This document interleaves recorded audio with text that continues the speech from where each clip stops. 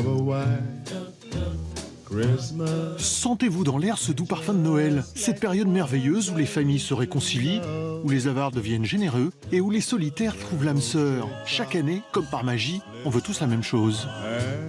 À Noël, qu'est-ce qu'il y a? Un sapin, une bûche, parfois une crèche, et puis un film. Voilà, maintenant c'est dans la panoplie de Noël. Le top départ est lancé, avec cette semaine les nouvelles aventures de Paddington, l'ours le plus sympa du monde. I've had a brilliant idea. I'm going to get a job and buy that book for Aunt Lucy's birthday. Et Santa et compagnie, deux purs films de Noël, l'un very British, l'autre à la sauce Alain Chabat. Pif pouf, là maintenant. Ah oui, là, maintenant, Santa enfin. Il faut sortir les doigts de la hotte, là. Des films qui, à l'avenir, compteront peut-être parmi ceux qu'on rediffuse chaque année à la télévision. Ceux qu'on connaît par cœur et qu'on ne regarde que pendant ces quelques jours, hors du temps. It's a Wonderful Life is I think, the ideal Christmas movie. Le Père Noël est une ordure. Maman, j'ai raté l'avion. Gremlins. Die Hard, which is otherwise my favorite Christmas movie. Autant de classiques de Noël qui bien souvent se passent à Noël, parlent de Noël ou incarnent les valeurs et les contradictions de Noël. Mais alors d'où vient cette tradition qui nous porte toujours vers les mêmes films? Et quel calcul fait l'industrie du cinéma pour nous convaincre chaque année de choisir la marque Noël?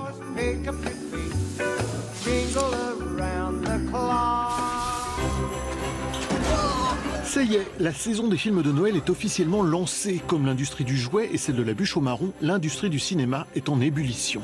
La période de Noël est particulière dans la mesure où les gens vont au cinéma à Noël. C'est-à-dire que autant dans les autres périodes de l'année, c'est quand même ce qu'on appelle un marché de l'offre, donc c'est-à-dire qu'il y a des gens qui vont au cinéma en fonction de ce qu'il y a à voir. Autant à Noël, il y a une espèce d'habitude qui fait que les gens y vont vraiment, et en particulier en famille.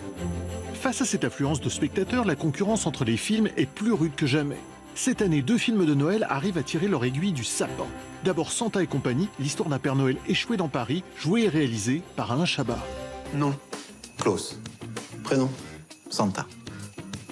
On va faire un test d'alcoolémie de stupéfiant. Et ça va aider pour mes lutins? Ok, on va faire stupéfiant direct. Voilà. Pour s'imposer comme le film de Noël 2017, le réalisateur et son équipe ont mis le paquet sur la promo pour allier les grands et les petits. On essaye de faire des contenus spécifiques, on fait des spots de 30 secondes pour les enfants et des spots de 30 secondes pour les adultes. Pour essayer de toucher les familles qui allaient voir des films à ce moment-là, les salles de cinéma placent les bandes annonces devant des films enfants. Donc voilà, c'est tout ce genre de geste qui nous est utile.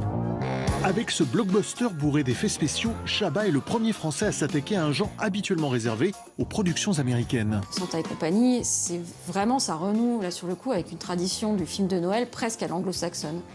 Parce que ça parle de Noël, parce que c'est du merveilleux, parce que c'est du fantastique. Tous les moyens sont bons pour nous montrer qu'il peut rivaliser avec Hollywood, jusqu'à parodier la reine de Noël en personne, Mariah Carey. Hi, Mariah. My name is Alain Chabat. You've always been an inspiration for me. And guess what? Both of us have a movie in theaters next Christmas. Isn't it amazing? On se dit qu'il faut qu'on soit le premier choix, donc, ou le deuxième choix où on sort en face de Paddington 2, qui est un vrai concurrent. Face à lui, en effet, un poids lourd, so cute et so British. Paddington 2 va tenter de renouveler le succès du premier volet, qui avait attiré 2 800 000 spectateurs dans les salles françaises à la même période. Hold it right there. Oh, but I'm not the thief. L'affiche joue clairement sur les codes du film de Noël. Neige, illumination, personnages à chapeau rouge et accroche de saison, la magie est de retour. Tous les codes marketing sont réunis et pourtant l'histoire ne se passe pas à Noël. Mais alors, y aurait-il tromperie sur la marchandise?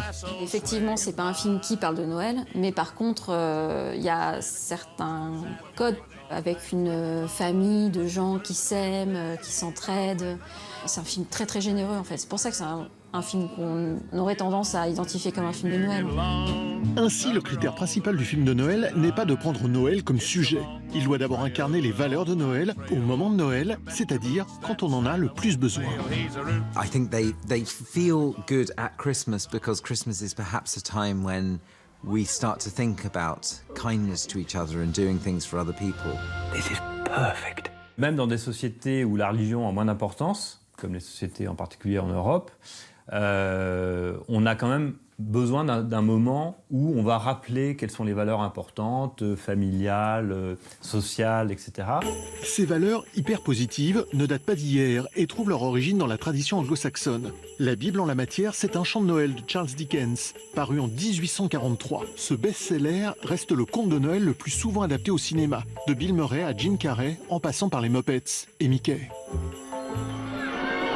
Conçu comme une variation moderne sur le conte de Dickens, La vie est belle de Frank Capra s'impose au lendemain de la Seconde Guerre mondiale comme le premier grand film classique de Noël, rediffusé chaque année pendant les fêtes à la télévision américaine. You find a man who's feeling isolated and worthless and having some sort of crisis, and then is reminded of what his contribution to the world actually is. And it's Christmas, and you can't help watch that film without this great welling up of joy and family bonhomie. Welcome home, Mr. Bailey. Dans son sillage, c'est toute une industrie du film de Noël qui se développe. Symbole du mariage entre féerie et business, Disney a eu l'idée lumineuse de sortir ses dessins animés juste avant Noël sur le marché français. Résultat, des générations de spectateurs associent la firme aux grandes oreilles avec les fêtes de fin d'année. Ils ont automatisé la chose parce que aussi, c'est évidemment les films qu'on va voir avec les enfants. Elle est plutôt mignonne. Elle est belle comme tout. On dirait un ange. Ça fait partie de la tradition en fait de Noël, d'aller voir un Disney. Au fil des années, l'industrie du cinéma va se diversifier pour toucher de nouvelles cibles. À côté des films guimauves pour les petits, on commence à proposer des films plus caustiques, voire subversifs, à destination des adultes et des ados.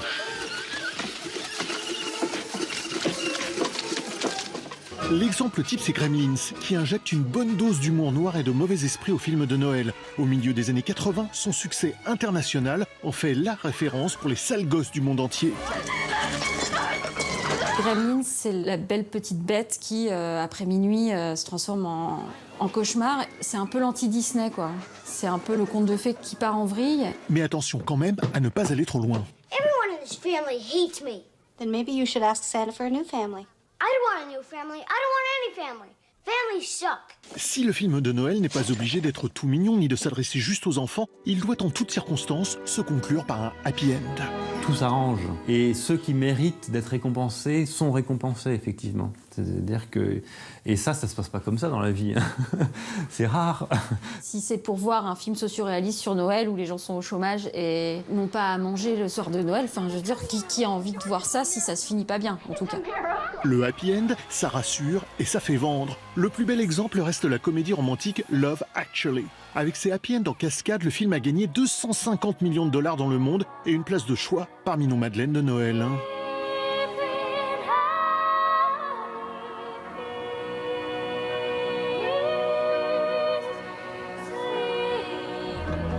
Ne reste plus qu'à aller vérifier en salle si Paddington 2 et Santa et compagnie sacrifient jusqu'au bout à la tradition. Pas de spoiler bien sûr, ce serait rigoureusement contraire à l'esprit de Noël. S'il te plaît. Non.